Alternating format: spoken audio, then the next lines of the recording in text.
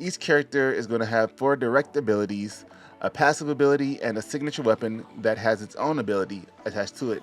In this video, we are going to take a look at the characters that we do know exist, and we're going to be going from the easiest to the hardest. The first character on this list is going to be Wingrave. He is a 0.5 star or point complexity, just 0.5. That's how easy he is.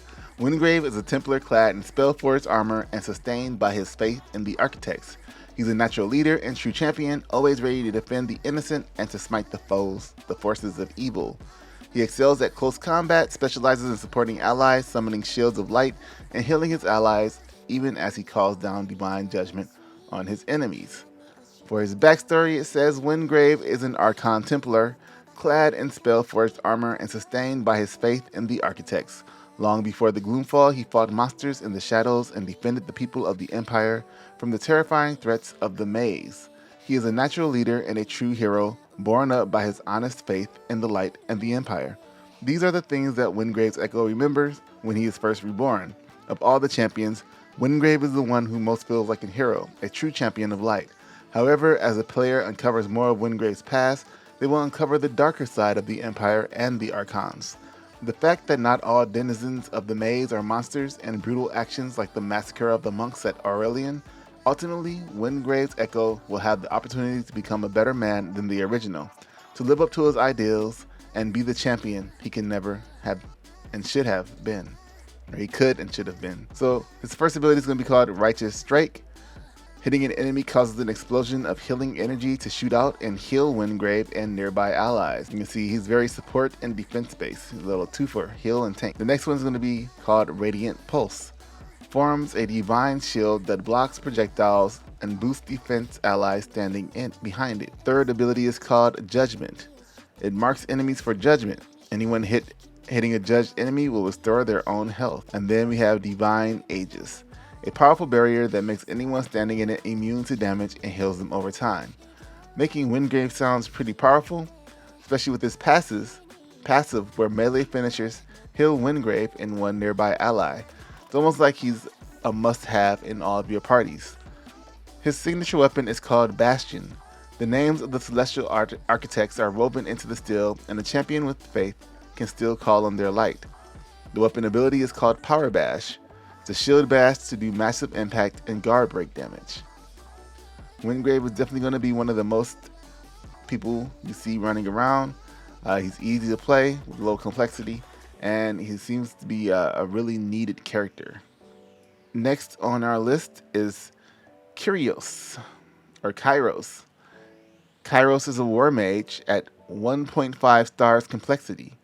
Arcane power flows through Kyros, and he can unleash this force to devastate his enemies.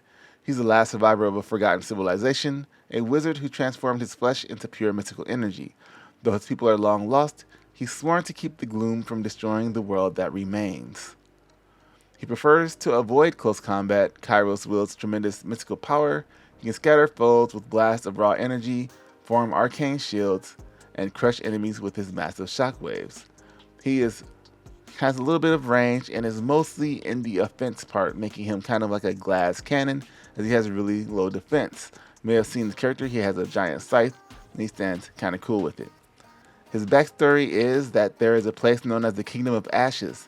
Bones are scattered across beaches of black sand, and charred remnants of crystal spires still reach toward the sky. This has been a shunned ruin for thousands of years, but Kyros still remembers it as it once was, a glorious civilization whose achievements dwarf those of the Avar Imperium, or the Maze. He remembers studying the nature of reality itself, and even learning how to transcend his own flesh to become a being of pure mystical energy. Bound to a skeleton of arkstone and crystal, while he possesses devastating power, Kyros is first and foremost a scientist. He is determined to stop the gloom. He will not watch another civilization be destroyed, but he believes the key to defeating the gloom is to understand it. Kyros is a deadly war mage and a brilliant researcher, but he has been lost in the void for countless centuries, and there's much he has forgotten or never knew. What became of his people? How did his wondrous nation become the Kingdom of Ashes? And did he have something to do with it? The answers must be out there, waiting to be found. Kyros' first ability is called Savage Rake. He rakes the ground with violent energy, dealing damage to all enemies in front of Kyros. Arcane fragments can be consumed to cast Savage Rake at no cost. I'm just going to talk about Arcane Fragments real quick. That is a passive ability.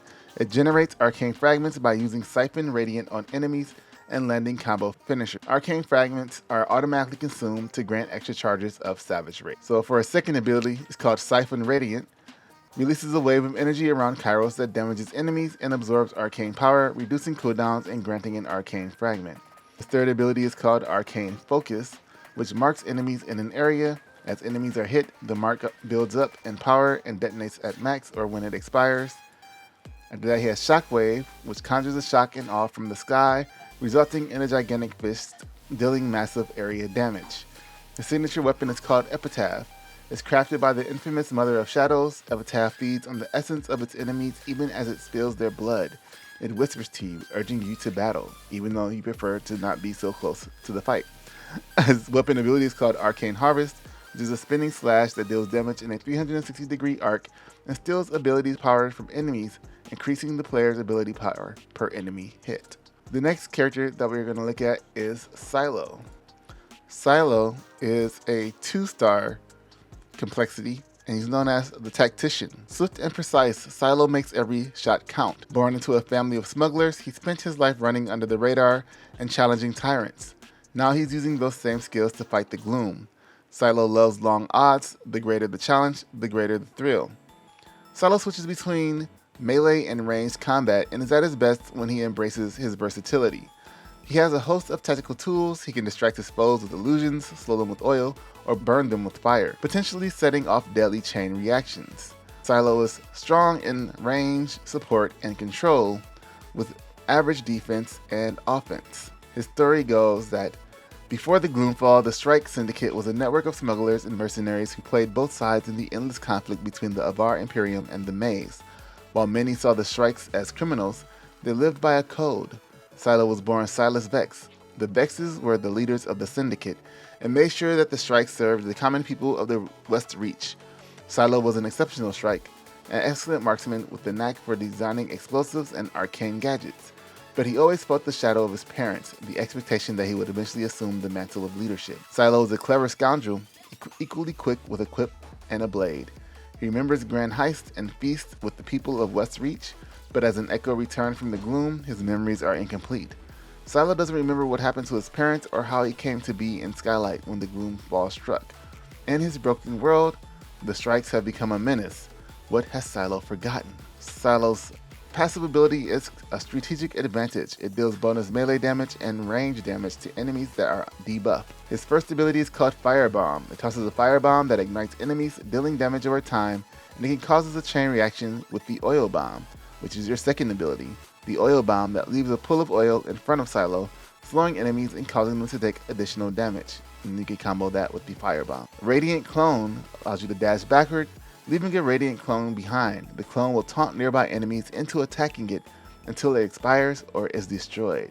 So it's a little taunt bonus there. And then Ground Zero, Silo sends Egg, or EGG, out to shock all enemies in the area for a short time, slowing them and dealing damage over time. His signature weapon is called the Long Shot, straight from Gears of War. It was built by Salen Vex, the first Strike. He won a fortune from the Avar Reeve in the high-stakes shooting contest, and used this gold to found his network of smugglers. The weapon ability is called Deadeye. 3 Deadeye weak spots appear on every enemy in range. Hitting these weak spots results in high damage and guaranteed crits. Next in our level of complexity is Senja. Before the gloom swallowed the warrior, Senja was the greatest gladiator in the history of the Imperial Arena. She is the last of the Iron Sisters, a league of warriors from the distant dominion of the Seven Winds, and she smites her enemies with both storm and steel. Senja is a 3.5-star complexity champion. Senja loves to put on a show. She delights in a close combat and can use her affinity for the storm to drag her enemies close or blast them across the battlefield in a burst of lightning. She has good moderate defense, like slightly strong, and control, support, and range are fairly in the low range, while offense is just slightly higher. She is mostly going to be your defensive tank-like character. Her passive ability is called Crowd Favored. Holding Gladiator Pummel and Gain Favor abilities will cause Senja to showboat. While showboating, she cannot be staggered, takes reduced damage, and increases the crowd's favor. As the crowd's favor increases, Senja gains attack damage and ability power. So you're going to do like a lot of weird comboing and doing some flex moves while you're fighting, and that's how you're going to get powerful. Her backstory goes, Senja is a legend across the Avar Imperium, the greatest champion ever to grace the arena, where many gladiators face death with grim resolve. Senja delights in every battle. Even now, Senja still hears the crowds when she fights, still imagines the cheering throngs urging her on. In truth, she loves battle because it is a distraction from her pain. Senja comes from the dominion of the Seven Winds, a place where arcane magic is woven into everyday life, where arcanists and war masters alike wield power over the elements. While she is far from home, the storm still answers her call. She is the last of the Iron Sisters, a proud order of deadly warriors. She doesn't talk about what happened to her sisters, but there is no question that their loss is a knife in her heart. That, whatever happened in the Dominion, drove Senja to the other side of the world and into the endless distraction of the arena. Now that the gloom has swallowed the arena, Senja needs a new battle to distract her from her pain, and the gloom is the greatest enemy of all. Senja is a fearless warrior and an indomitable foe, but as an echo returned from the gloom, there's much she can't remember. She remembers fighting alongside the Iron Sisters, but she cannot remember exactly how they fell. She remembers countless battles in the arena, but she knows she can't remember every enemy she faced. Could forgotten enemies come back to haunt her? Her first ability is going to be called Gladiator Pummel. She punches forward, then when you hold it to showboat. On release, Senja punches again and buffs her next weapon attack. Fully showboating increases the damage of the follow-up punch. Her next ability is called Gain Favor. You hold to showboat for the roaring crowd feeling your favor. On release, it's going to taunt nearby enemies while buffing Senja and her allies. Third ability is called Lightning Grasp. You use lightning to pull all displaceable enemies towards Senja in a large area. And then the final ability is Grand Finale. In the form of Lightning Spear, Senja charges to smash an enemy, dealing massive damage to them and fully filling the crowd's favor. Her signature weapon is called Colossus, the ceremonial weapon of the champion of the Imperial Arena. Used only in the most important matches, it's deeply insulting to use this glorious blade against goblins and strike. Her weapon ability is called Gladiator Slice. Performs a quick melee attack that busts the next ability. Using Gladiator Slice again, we perform an empowered Gladiator Slice, dealing additional damage up to 2 times. So she does not like pulling out that blade, but she will if she has to. Last but not least is called Niss. Niss is kin to the shadows, and darkness serves as her weapon and her cloak.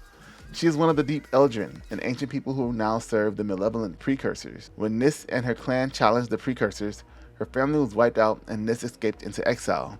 Deadly and swift, Niss cares little for humanity, but she has sworn to destroy the Precursors, and the Seekers can help her take her revenge.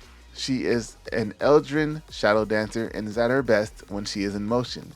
She dances around her enemies, defending herself with a cloak of shadows and striking them down with spectral blades. Her complexity is 4 stars. She is a full offensive character with 0 control about and a little bit of range, a little bit of support, or a tiny bit of support, and a mild bit of defense. Her backstory goes as the Eldrin are the first children of the broken world, formed from the blood of infinity spilled in the Aegis War. There are Eldrin of the woods and water, but Niss is one of the Deep Eldrin, born in an abyss of stone and soil, untouched by the sun. Her people shape shadows like clay. Niss mastered the shadow dance as a child, learning to sculpt shielding shrouds and deadly blades from insubstantial darkness. For all their many gifts, the Eldrin are a dying people whose essence fades with each generation. When the ancient Mother of Shadows came to them, promising renewed strength in exchange for absolute loyalty, most swore themselves to her service. When Niss and her clan refused to bow to the Precursors, most were slain. Niss escaped into exile. She was sworn to destroy the immortal beings who have corrupted her people, whatever the cost. Niss is a grim and deadly warrior, a silent assassin who strikes from the shadows. But as an echo returned from the gloom, there's not much she can remember. She knows she endured countless hardships in her time of exile, but the details escape her. She remembers challenging the Mother of Shadows, but not how she survived. But these memories may yet return to her. It's simple, she didn't. Her passive is called Lingering Shadow. After dodging, you gain attack power for a short duration. Her first ability is called Shadow Step, where you dash in a line, dealing damage.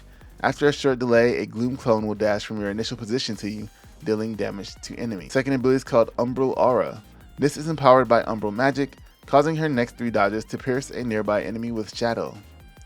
After that, we have Vengeful Shade. Briefly become immune to attacks and damage enemies in front of Niss. And then we have Gloom Shroud. For the next few seconds, Shadow Step can be used at no cost. Her signature weapon is called Night's Edge, the ancestral blades of the Duskull Eldrin. The spirits of the fallen Duskull are bound to these daggers and strike out at the enemies of a worldly welder. And then a weapon ability is called Daggerfall, which forms multiple magical daggers that float around the player and fire towards the enemies as attacks when enemies come within range. Tell me in the comments what your favorite character sounds to be. Like, what character are you going to play as when you hop into this game? Let me know, and I'll see you guys in the next one. Thanks for watching. Peace.